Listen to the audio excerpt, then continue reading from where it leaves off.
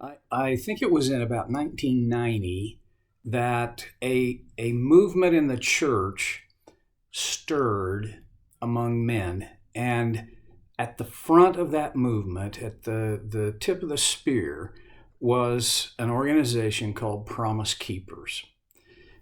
They had seven tenets, and essentially what it comes down to: make the right promises, pay the price, keep your promises, lead your family, be the backbone that you're supposed to be.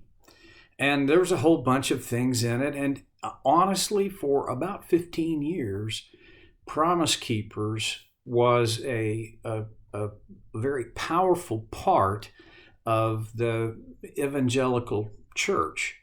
And there was a period of time where men in the church had, I hate to say it this way, but they had a positive identity.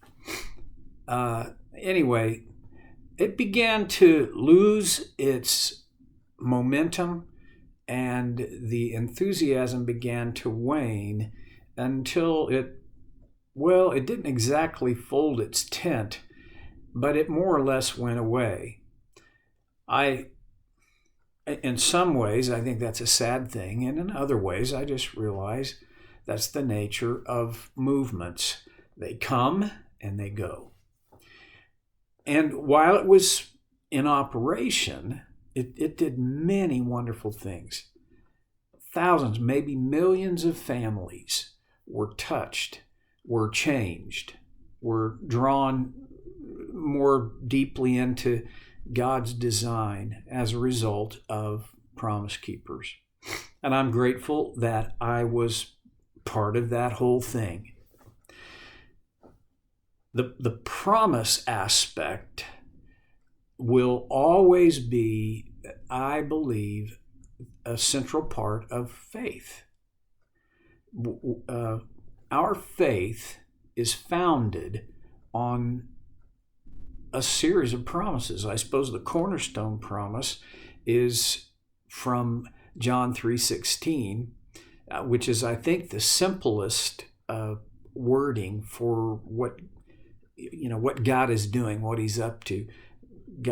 For God so loved the world that He gave His one and only, His only begotten Son, so that whoever believes in Him, and here's the promise, should not perish, but have everlasting life. John, in 1 John chapter 5, we've looked pretty deeply into it, and he reiterates and restates that promise. And now, in verse 14 of chapter 5, he talks about another promise, although he doesn't call it a promise, but it obviously is. He says, "This is the confidence we have in approaching God, that if we ask anything according to His will, He hears us." And then going on in verse 15, "And if we know that He hears us, whatever we ask, we know that we have what we asked of Him." Now,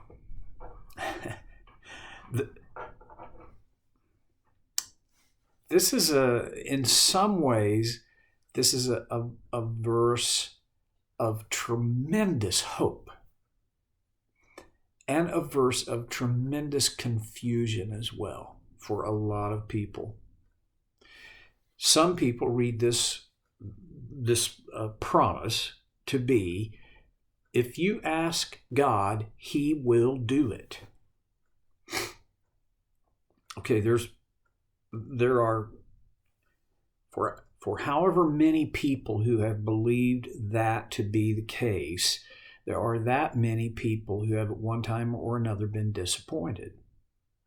I want us to think about what this promise really says and realize that this is not an unconditional promise. This is not a MasterCard with no limit. I wish it were.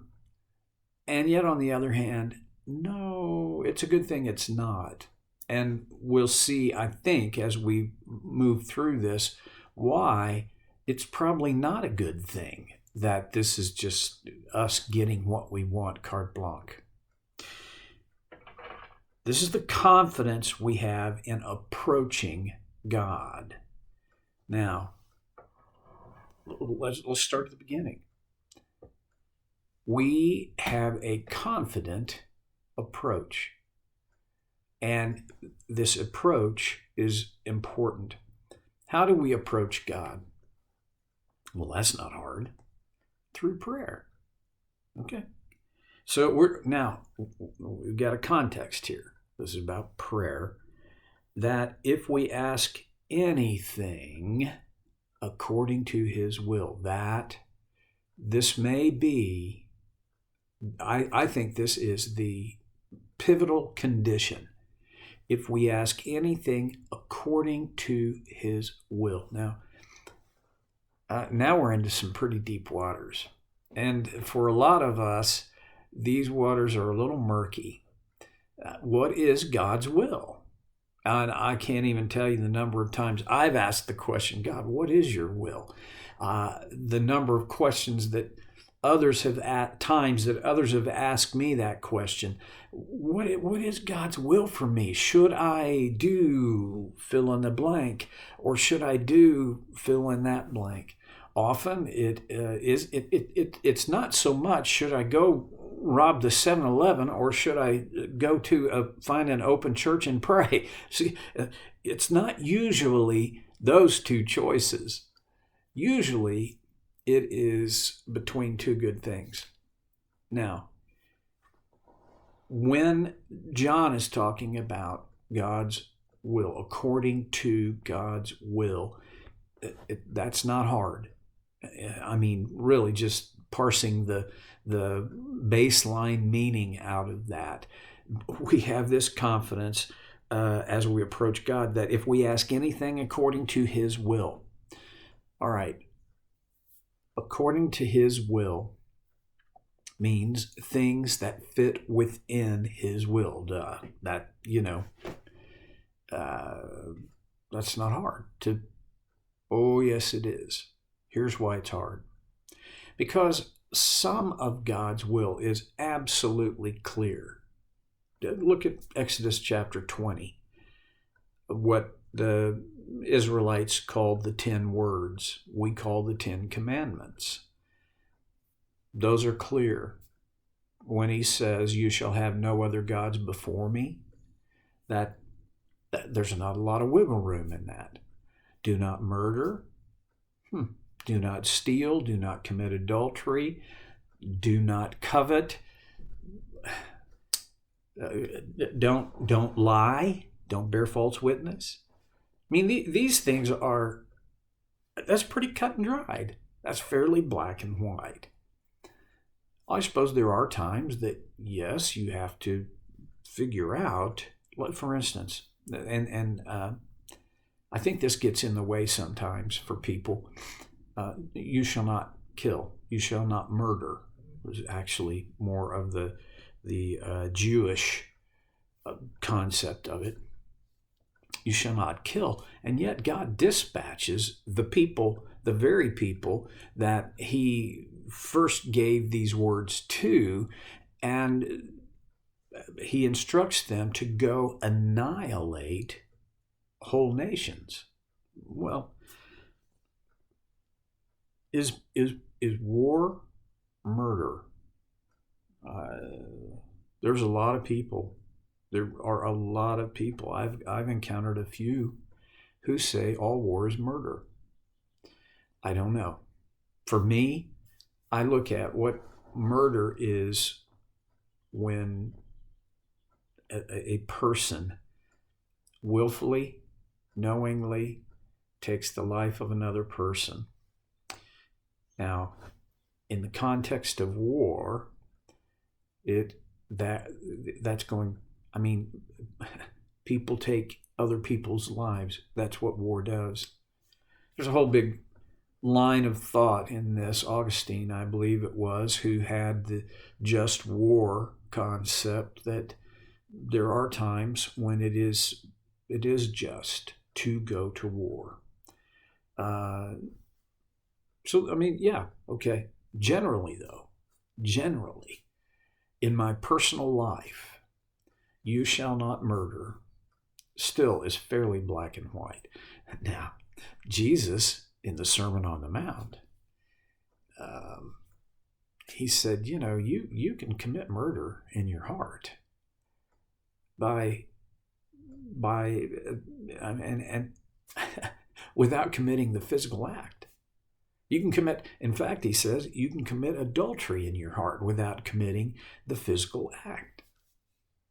It's a little less cut and dried, a little less black and white, but still, God's moral will is pretty clear, okay? It has to be discovered, and then we have to interpret to a little degree what is that. The question is always, all right, what does that look like? Now, there are other things in the New Testament. Most Christians would be very well served by going into a computer Bible program. One that I use because it's just easy. It's just one click for me is BibleGateway.com, and it has a search feature. Search the will of God. You're going to get several things in the New Testament where this is the will of God that you should, right? It's there. Well, there's a half a dozen or more places where primarily the Apostle Paul says this is God's will for you. Now, God's will for you that we have in Scripture is quite general. You'll not find there in the Scripture who you should marry, what college you should attend, what job you should take. But you will find things that will inform how you make those decisions. Sometimes the decision is between two good things, and at that point, either the decision will be within the moral boundaries or outside the moral boundaries. And if it's within the moral boundaries, then we have God's permission to choose what seems wisest to us. So, but when we talk about asking anything according to His will, we also have to consider that we may not always be able to discern God's will. And here's I see this in operation in my life anyway. There are times that I've asked God for something that was clearly within His moral will for me, and yet it doesn't happen. And there are times when God's will is quite a long throw from my ability to understand it. So, yeah, there are times when I look back and realize it's probably a really good thing that I didn't get that. There are those times when unanswered prayers may be the kindest answer, or the answer no may truly eventually be the kindest answer to our prayer. We have a confidence, though, that the things that we ask that are according to God's will, He gladly does. Well, can you tell there's more territory to travel on this? And we're out of time, so I'm gonna shut it down for today, but we'll come back to it and do some more thinking about what I think is a pretty deep well. So, until then, thanks for clicking me up on Soul Care with Stevie Boy.